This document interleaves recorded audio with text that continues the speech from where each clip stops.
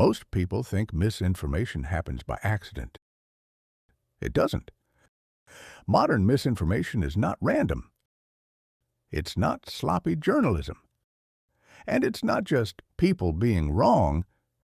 It's a system. A system designed to exploit how human attention works and how digital platforms reward engagement. Here's the first thing to understand. Misinformation doesn't need to convince you immediately.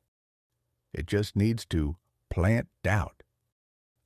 When you hear the same false claim repeated, even casually, even skeptically, your brain starts to treat it as familiar. And familiarity feels like truth.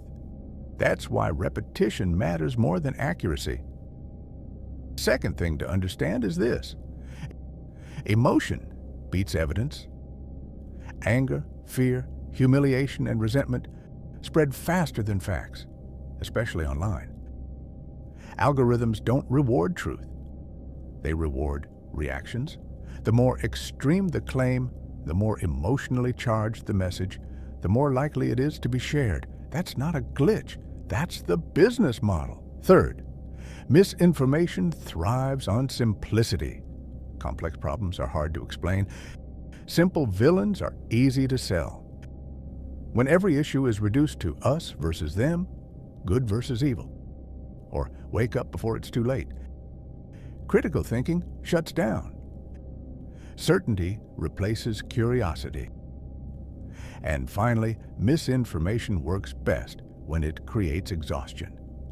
When people feel overwhelmed, they stop checking sources. They stop correcting falsehoods.